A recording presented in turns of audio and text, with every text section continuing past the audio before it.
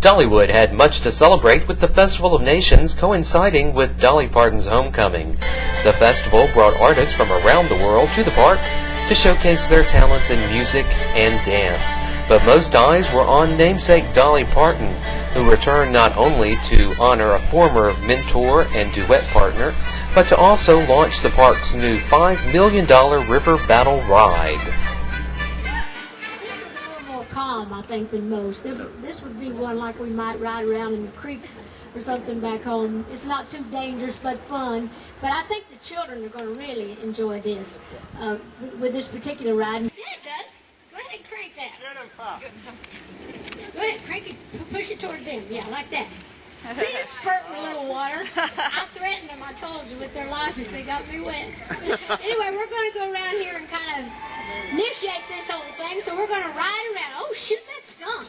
I know he's stinking. Wash him off. Dolly made a couple of additional appearances around the park on Friday, capping the day off with her annual parade down the parkway in Pigeon Forge. Saturday was a more somber tone as she took the day to remember and honor Porter Wagner, her former duet partner who gave her first big break in the music industry. The morning featured a rose planting ceremony with Porter's family and guests from the Grand Ole Opry, and the opening of special exhibits in her Chasing Rainbows Museum dedicated to his memory and to former road manager Don Warden. The afternoon was also Porter's with a special concert featuring his music and her stories of their time together. Anyway, I want to thank all of you, and I want to welcome you. This is a real special time for us. Of course, it's our 23rd year here at Dollywood, and we wanted this to be a real special tribute to my friend and my partner, Porter Wagner.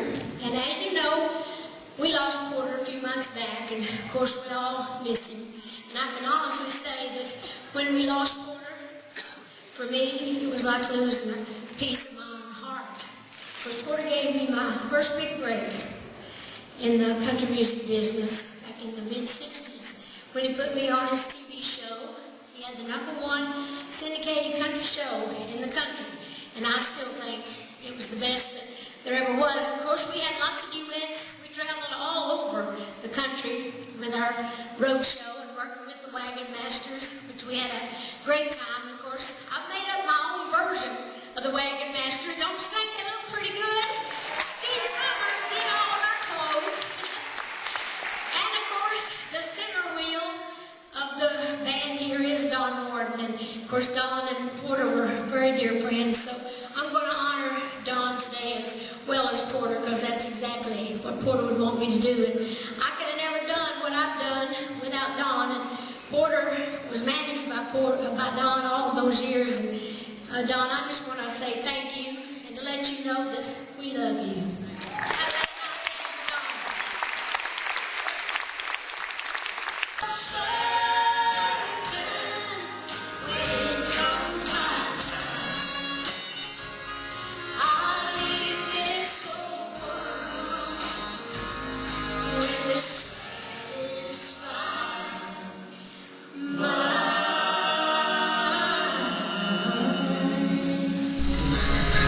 Don Warden was also honored with the announcement of his induction into the Steel Players Hall of Fame.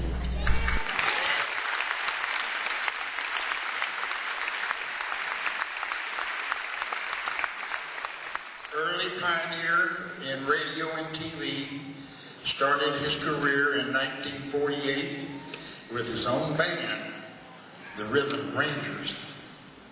Played with various artists in 1950 at the Louisiana Hayride. In 1954, joined the Porter Wagner Show at the Ozark Jubilee in Springfield, Missouri. Into that show. Played on over 30 hit recordings with Porter, influencing the industry worldwide. Also performed with the Wilbur Brothers and Red Survive, and on recordings by many other artists. The recipient is Don Warden, inducted St. Louis, Missouri in 2008.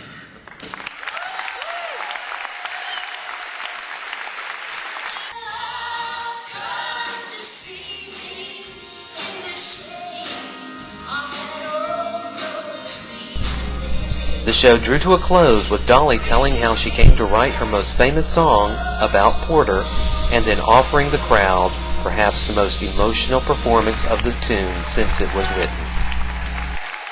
The next morning at Porter's office, and I said, just sit down and don't say nothing. Just don't talk. I don't want to hear it. I just want you to hear something. So I said, I wrote this for you and about you to let you know how I truly feel. And so I sang I Will Always Love You while he was sitting behind his desk, and I was sitting in a chair out front, and tears were coming down his face. And after I finished the song, he said, okay, you can go. He said, but only if you're going to let me produce that record, because that's one of the best songs you've ever wrote. So anyway, Porter did produce it, and it was after that that everything went well, and we were good friends for many, many years. Well, we always were good friends. I would say we were just stubborn. Bye, bye.